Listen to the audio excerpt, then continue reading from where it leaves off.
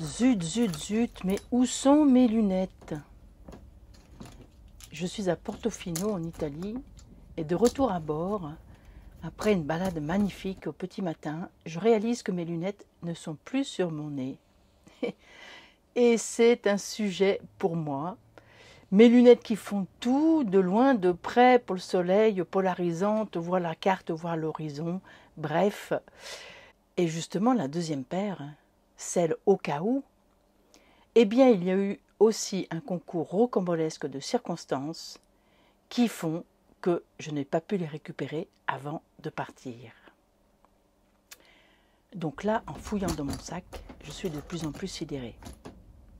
Surtout d'avoir vu sans problème, de ne pas être gênée par le soleil, d'avoir continué mes enregistrements vidéo facilement. Qu'ai-je donc besoin de voir autrement que par mes yeux?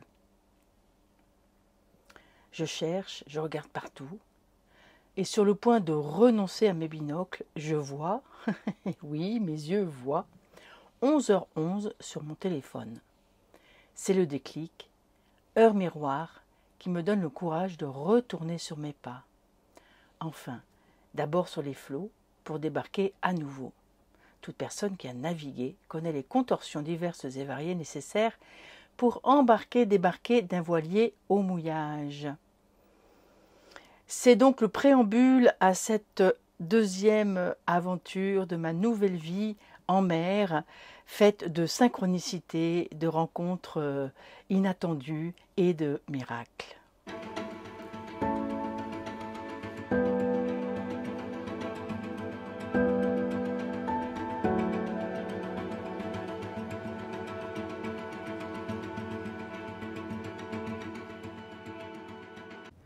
L'eau est d'un calme complètement incroyable.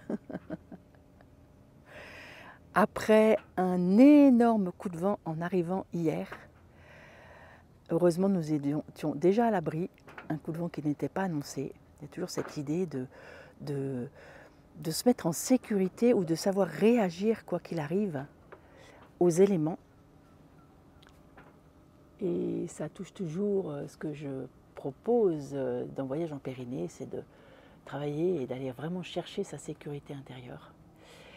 Et je vais continuer à partager tout le long de mon voyage cette idée de la sécurité intérieure en partageant mes images. Donc n'hésitez pas à vous enthousiasmer pour celles ou ceux à qui ça plaît.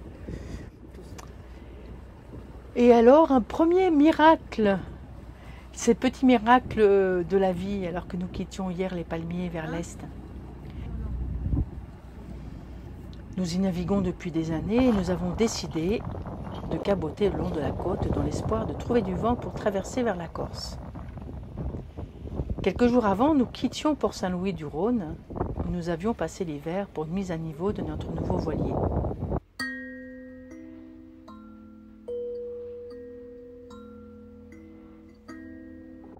Un couple d'amis m'y avait emmené il y a quelques jours après avoir laissé ma voiture chez moi. Et soudainement, j'entends des « ouh » insistants. « Anne, Anne !» Ce sont les mêmes amis. Chantal avait bien tenté de me joindre pour me dire quelque chose.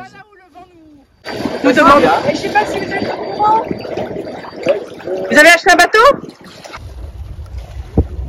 Et oui, ils venaient d'acheter le bateau que nous leur avions montré quand ils m'avaient déposé. Un concours encore de circonstances, de synchronicité qui se sont enchaînées avec aisance, facilité, jusqu'à rencontrer mes amis en pleine mer, sans rendez-vous.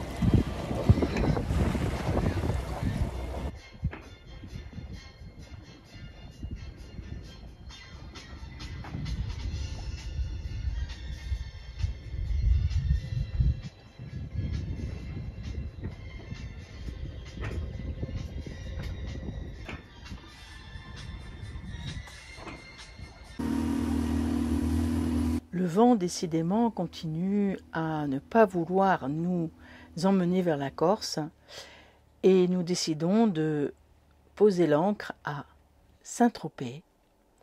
Pour quelques jours, il faut quand même s'abriter. Il y a pas mal de vent annoncé et moi j'ai mal au dos. Et je suis en train de réaliser qu'en voyageant, ce n'est pas simple de se faire soigner, sauf de faire confiance à la vie. Et à Saint-Tropez, quelqu'un est là pour moi, Aurélie. Aurélie que j'ai rencontrée il y a quelque temps au cours d'un stage et qui en fait fait sa saison à Saint-Tropez. Et le miracle est que elle n'est pas bookée pendant que j'y suis. Elle débarque à bord de mon bateau pour un massage qui va me sauver le dos. Installation de la table de massage. Aurélie n'a peur de rien, je me demande comment elle va me masser là, mais en même temps c'est super génial. Elle masse à Saint-Tropez pendant toute la saison.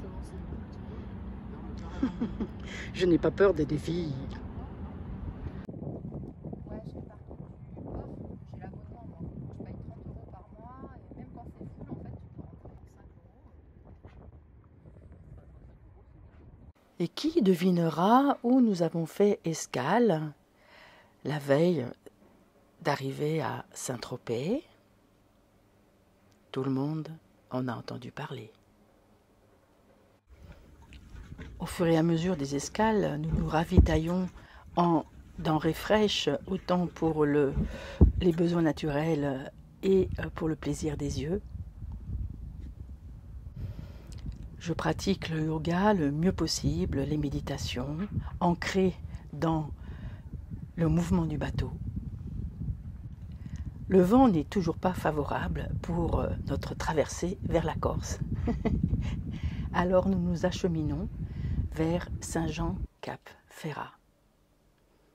Ah oui, j'oubliais, voir ce que je ne savais voir. Pendant notre escale à Hyères-les-Palmiers, un lieu que pourtant nous pensions connaître par cœur, eh bien, nous avons fait une découverte de ce petit quartier de la Capte.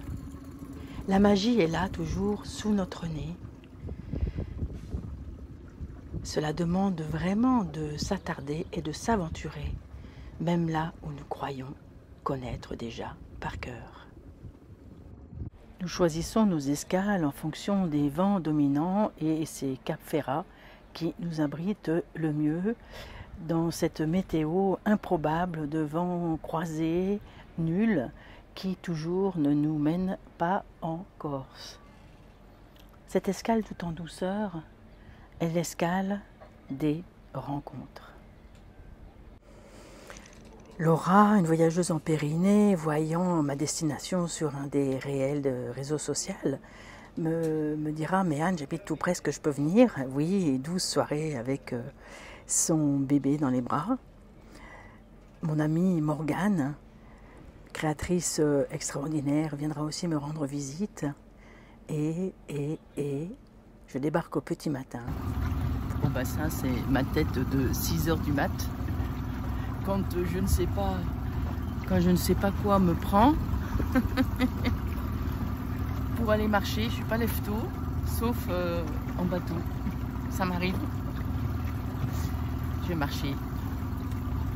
C'est magnifique.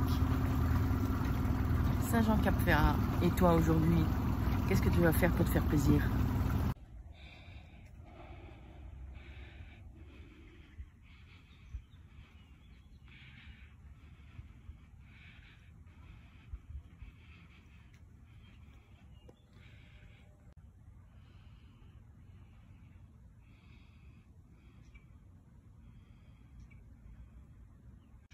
Alors, est-ce que c'est pas inspirant tout ça?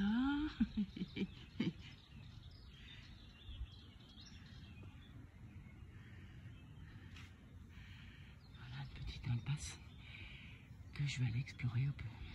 Il est moins de 7 h. Je suis très fière de moi.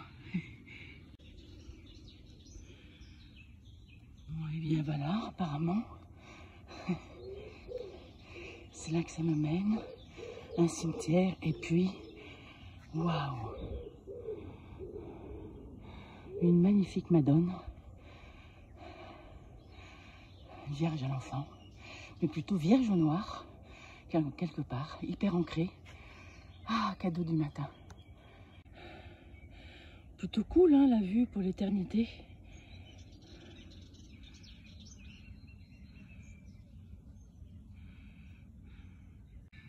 Alors moi, dont le sujet de prédilection est l'ancrage, waouh. Pas vraiment une vierge noire, elle n'est pas assise, mais n'empêche qu'elle présente son enfant à l'extérieur. C'est pas une madone, une vierge à l'enfant. Il y a un ancrage incroyable. On a même l'impression qu'il y a un gardien dans ses jupes en quelque sorte.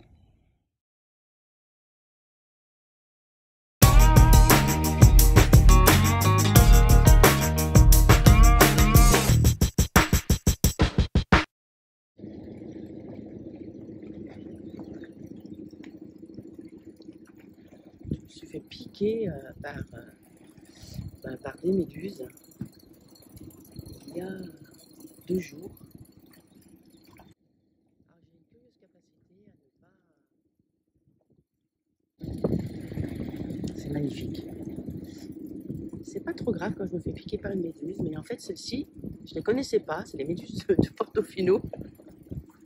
Voilà, il y en a plein.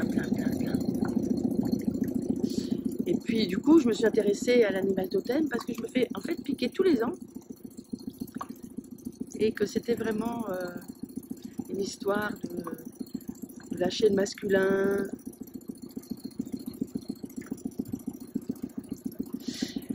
Revenir dans son féminin. Oh là là, je suis entourée. C'est impressionnant, comme si elle venait toute vers moi. Ça me parle beaucoup. Parce que justement, je suis confrontée au fait de complètement lâcher un aspect de mon masculin avec mon navigation en couple. C'est extraordinaire. Évidemment, je l'ai pas pris. C'est extraordinaire. Il y a une danse de magnifiques méduses. Waouh!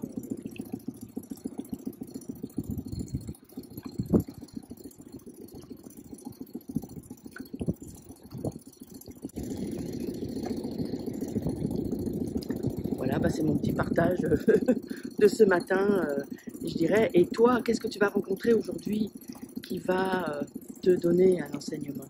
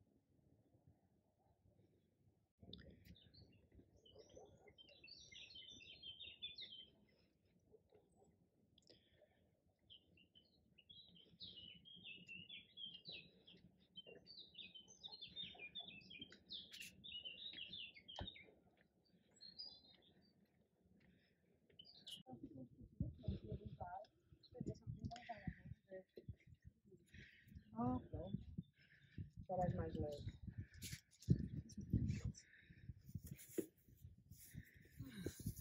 Não já peguei o gosto. Ah, sim. O Mário já.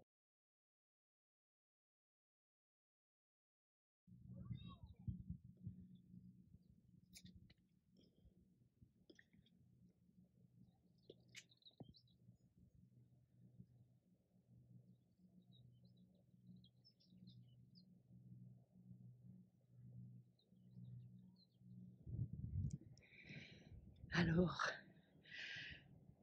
un cimetière incroyable à Portofino.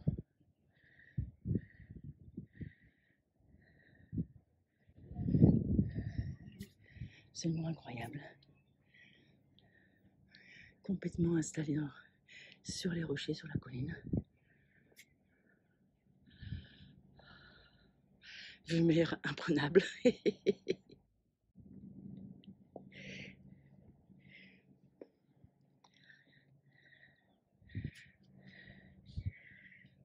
Franchement, l'au-delà comme ça, ben ça m'irait bien. Il y a un calme, il y a une paix. Aïe aïe aïe, j'ai rarement ressenti ça. Et pourtant nous sommes vraiment dans un village extrêmement huppé. Et du coup, ici, il y a vraiment une préservation, une nature, des oiseaux. Évidemment, c'est autour d'un parc national. Fantastique. Dans ce cimetière complètement étonnant, il y a comme ils disent, voilà, Cimitero Protestanti. Je pense que ça se prononce plus ou moins comme ça. Bon, tout petit endroit, avec bien sûr là, il y a la vue sur la mer, et je vous donne dans le mille,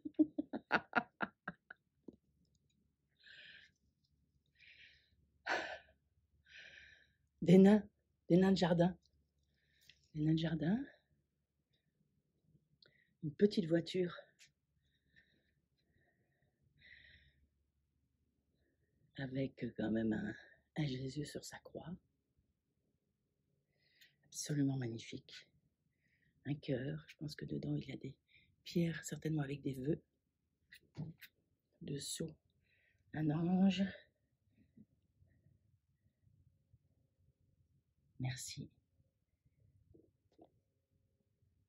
Magnifique jardinière de fleurs, des petits oiseaux.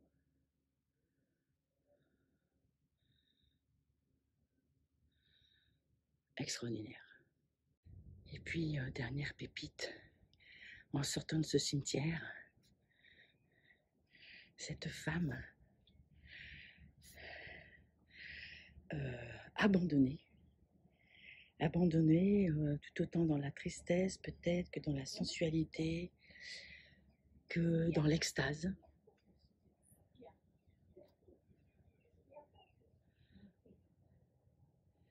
Il y a un ange au-dessus d'elle, bien sûr.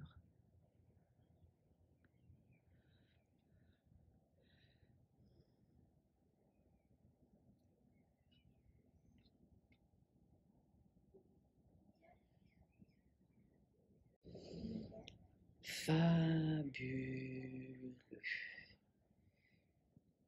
Observez la sensualité de l'abandon de cette femme dans ce cimetière de Portofino.